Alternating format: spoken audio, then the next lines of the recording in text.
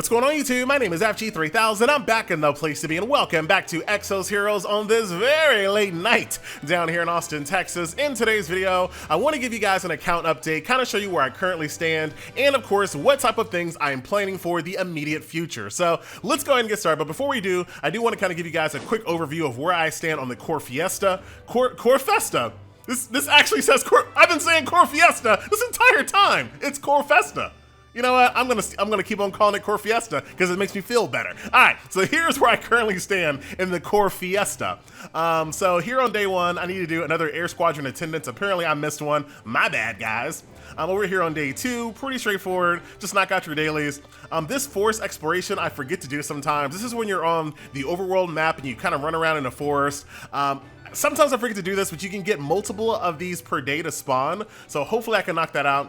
Completing broken airships. As soon as you complete all of your dailies, like your overworld dailies, airship will spawn guaranteed. But some people have told me that you can spawn another one, but I don't know if I've ever seen two in the same day, but there's that. Hopefully I can knock that out. Day three, completely done.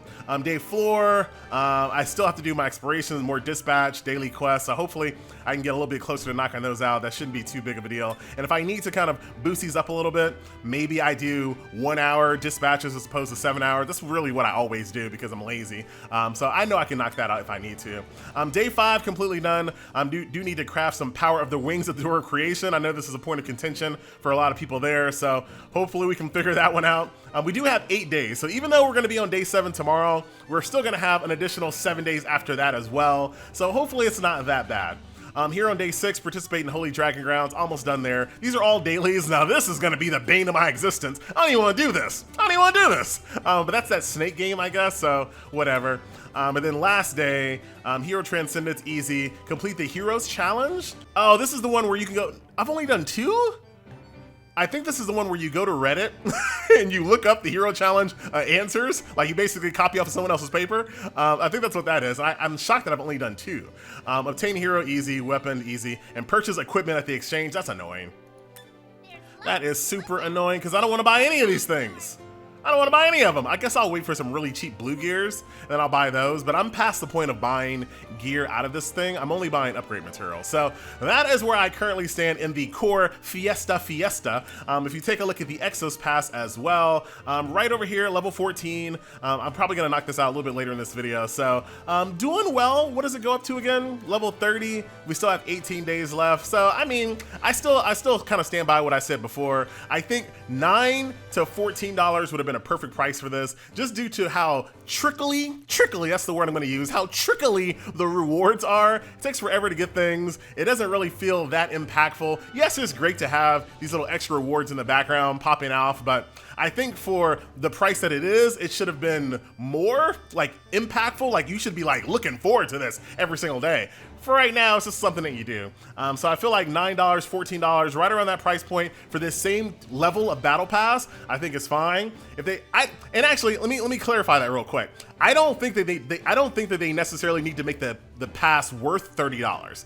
I don't think that's what they should plan on doing. I think they should just take this and just lower the price. So I don't necessarily want them to make a pass worth $30 because I think it should just be cheaper overall, if that makes sense. So let's jump on over to the actual account breakdown, ladies and gentlemen. Starting off with my strongest character, Bathory, who's very important to be as strong as possible. You definitely want to make sure that her attack outpaces everybody else because this is how Tranquil gets applied. So very important to make sure your Bathory is super powered there. I also have her with a little legendary weapon here as well. Let me try some YouTube luck real quick. 70%.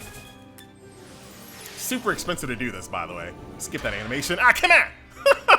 Gold is just gone. Gold is just gone, right? That's the part that gets you. Your gold is just gone. That's 2 golds gone. Oh my God. Wow, don't do it. I'm broke. Dude, that sucks. All right. I usually stick it right around here. Maybe I'll go crazy and go down to 50% success rate, but right here is probably where you're fine. You don't need to go any deeper than that. So that's that.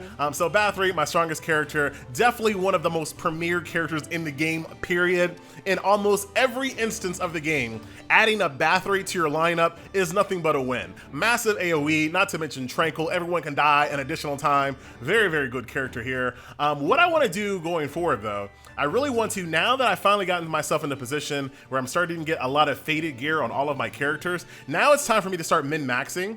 And if you've been playing since global launch, you're probably in the same position right now. Now, could we have been working on this since day one? Yes, but I like to take the games as they come. If you try to just take in every single system that this game has on day one, you're gonna find yourself very overwhelmed. So now that I finally got myself a nice core set of faded gear on my main squad, now I'm gonna start min-maxing. And what I mean by min-maxing, that means I'm gonna start changing my guardian stones on my faded gear to kind of match the character that they align with better. So to give you guys an idea, if you haven't seen the system before, you can change these guardian stones over in the door of creation. So I can change all of my pieces of gear to be all machine. And if I do that and I have 6 pieces of guardian stone machine gear, I'm gonna get status effect immunity. If you go over here, and I'm not gonna spend a ton of time in this video going over this, but just kind of give you guys an idea of what I'm working on. If I change all of her faded gear to nature guardian stones, that's gonna give her dodge chance. A lot of people are putting that on their rara. We have dark over here as well. So a 4-piece set and a 6-piece set of your faded gear with dark guardian stones will get you heals from damage, so basically a life tap. And then you have light here, which is a barrier. So 3-piece set, a 6-piece set, that'll get you a barrier for your character as well. And there's a couple more colors here. So let's move on to the Raikage himself, ladies and gentlemen. Am I feeling froggy? I'm feeling a little froggy. I'm gonna do it. I'm gonna do it. My luck can't get much worse. Yeah. Dude, I'm broke. I did not mean to spend that much gold here. But there you go. The Raikage himself, ladies and gentlemen, the one-shot king. What an absolute beast. One of my favorite characters in the game. The only issue with his one-shot ability, well, there's no issue with his one-shot ability, right? He's gonna basically nearly one-shot anyone with Divisive Strike, especially with burst added to it. You know, not having a final hit character on my team definitely limits the usefulness of one-shotting. So that's something I'm gonna be looking at tweaking on my team going forward. So being able to one-shot is great, but not being able to follow up that one-shot, being able to finish off that character before they do a heal, before they do an ultimate, before they do a taunt, before they do all those other things is a very big liability. So, but still, the Raikage, my boy Redley, absolute beast. We go back over here to the Guardian Stones. Here is Frost. So a 3-piece, 3/6 set on Frost will get you block chance. A lot of people are running full Frost on their tanks, which is something I want to do to my girl Uloom. And then Fire is going to be total damage reduction, 2, 4, and a 6 set right over there. And just like in all these other hero collectors, you can absolutely kind of pair together a 4 and a 2-piece set if you want to. You want to go a full 6-piece, that's up to you. And that's something I'm going to very much start working on here a little bit later. Now that I finally got myself a nice set of faded gear, this is the next level of min-maxing. So that is that. Still don't have my girl Uloom with a full set here just yet. I'm not really too concerned about her damage. She's not really there for that. So I got all of her armor ready to go. But other than that, you know, I'm just gonna kind of keep her gear-wise pretty much where she is at the moment. I'll try to get her a full piece of blue, but right now I just don't have the faded pieces of gear yet. So that is something to come in the future. A lot of people are realizing that Uloom is one of the strongest characters in the game when it comes to just pure annoyance, due to the fact that if you don't kill someone, here comes Uloom, provoking everybody. That provoke is just super, super pivotal in some of these battles here, because like I said, that's the difference between you finishing off a high-profile character and you not being able to, especially if you have the fake core version of Uloom that also allows you to break Guardian Stones as well. Big ol' AoE randomly destroys 3 of the enemy's Guardian Stones, a single target Guardian Stone breaker as well.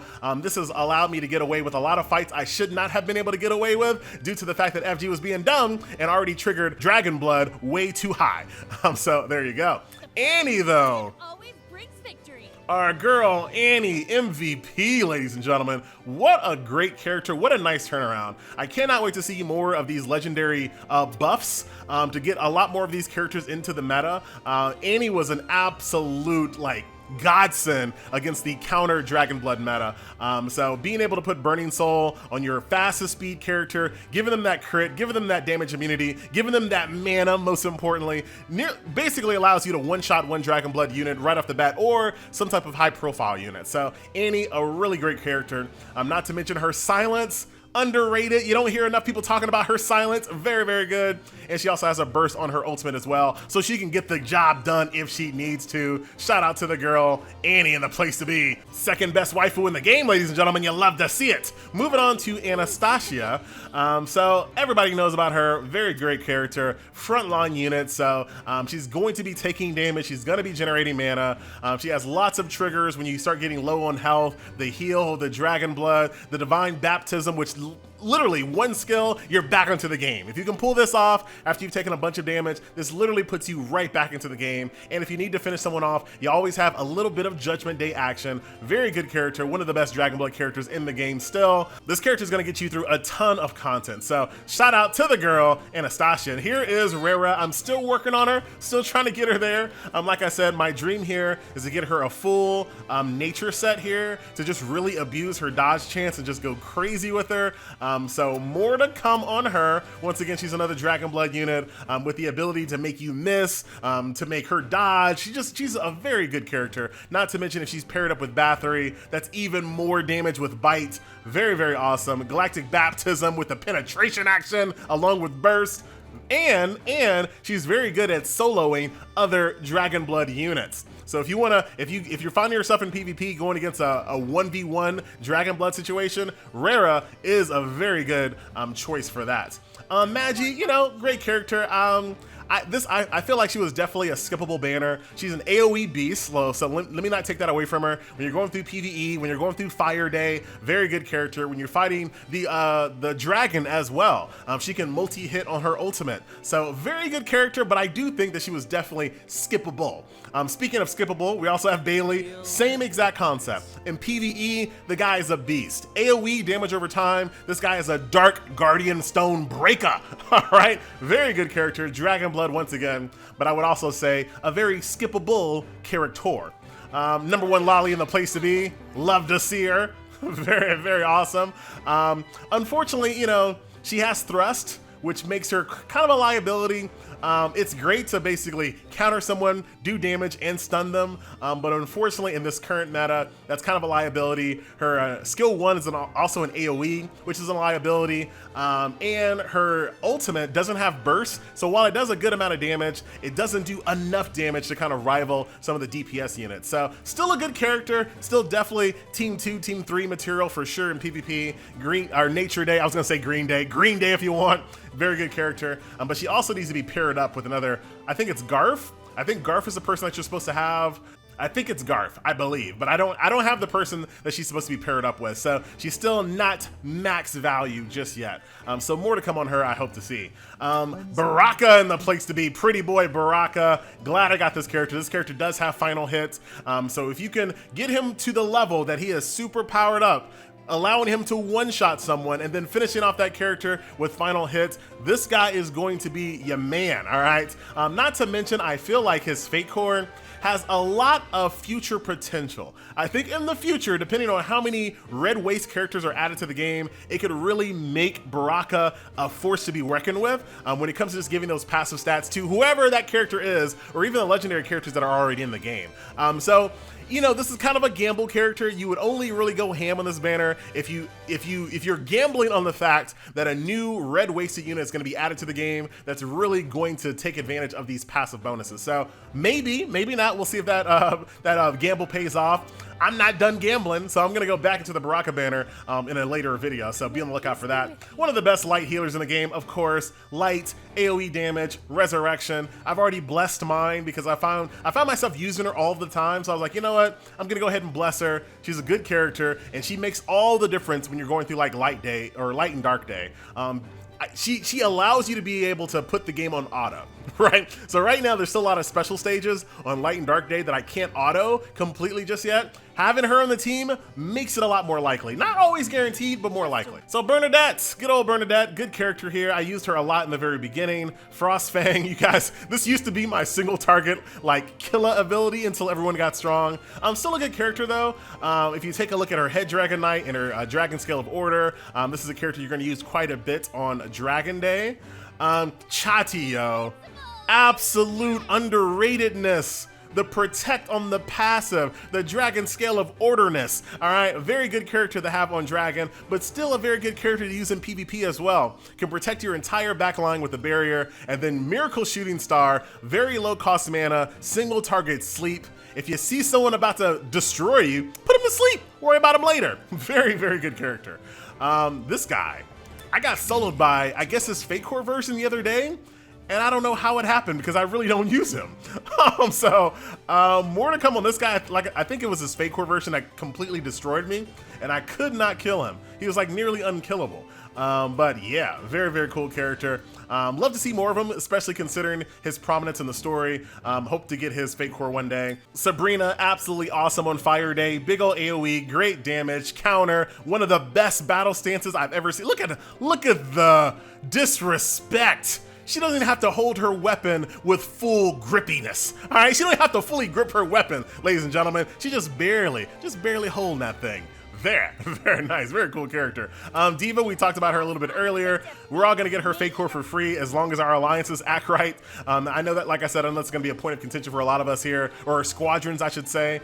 So I hope that we can all manage a way to getting ourselves a fake core Diva. Good luck to everyone. I cannot wait to use her in things like Dragon. And maybe, I forgot to see, dude, how much does her Tiki Time Bomb cost?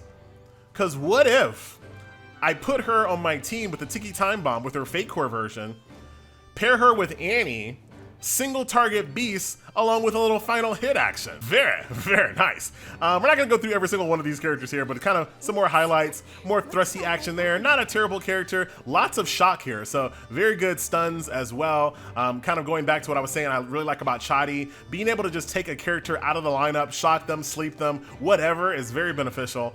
So it's not a bad character at all. Good old Reed Marie. I have two of her fake cores for whatever reason. Great character on Frost Day there with Frostbite and whatnot, but hopefully we see a buff to her fake core because it's just very average. Have not had a chance to really invest too much in Jin just yet, so more to come on him there. Very awesome character here for the Dragon for the Chaos Day. When it comes to basically fighting the Dragon scale of Chaos and being able to do damage during that phase, very awesome character there. Fake core Gale, ladies and gentlemen. If you ain't using fake core Gale in your main daily lineup, being able to take out the Grave Robber, being able to take out enemy Gales, basically his passive, if you guys don't know, all attacks become critical when attacking Gale or the Grave Robber. This makes all the difference in the world. It makes it so that your win rate against those fights is probably nearly 90%. I rarely lose these days. Being able to do crits, being able to do 2 damage instead of 1, it makes all the difference in the world. He should absolutely be on your team. He's actually a pretty powerful character in its own right. Corgi, you know, you had your time to shine already. Valentina, voted one of the hottest waifus in the game. We have Kaya, who's probably going to be the very first character that I fully unleash her potential of, because her abilities allow you to always have a guaranteed heal. A lot of these other characters won't heal when you need them, which is very annoying, but all of her abilities are heal except for her basic damage, which you probably will still do, but that's annoying.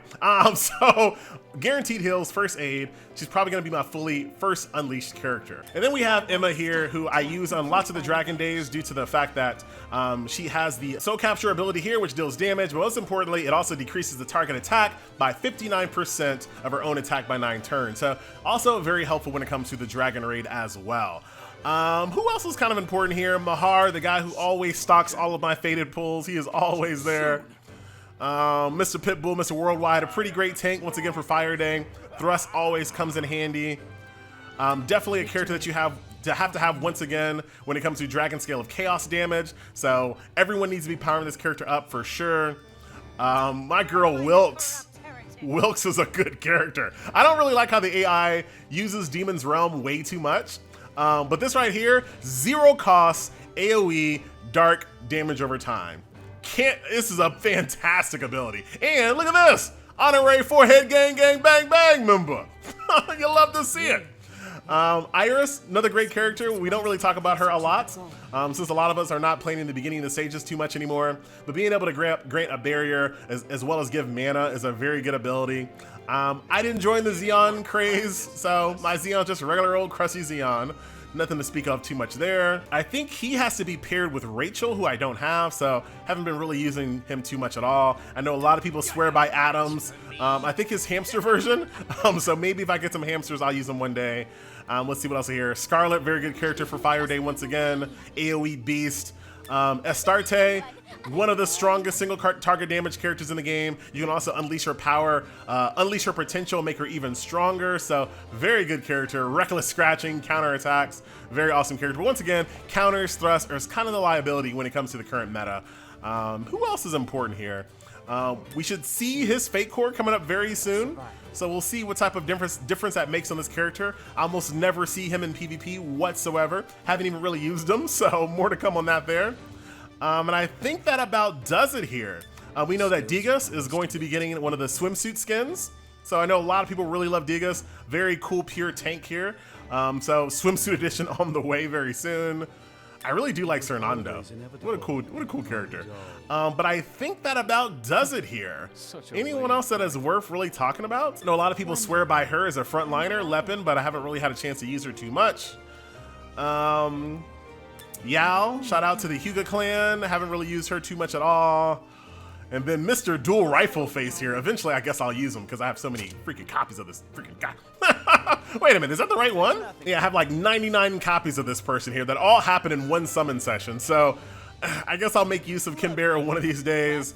As far as rare characters here, Colin, very awesome character, has counter, Hurricane Thunder, which is once again a zero cost AoE machine damage attack. He can kind of get himself in trouble on Machine Day because a lot of enemies on Machine Day do counters as well. So he does an AoE and he basically can get killed. So I'm trying to get him a little bit more powerful so he can kind of withstand that.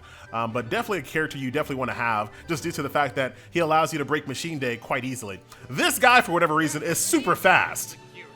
Like, dude, on Fire Day when I'm running Annie, he always gets the Annie buff. And I'm like, dude, why are you so fast?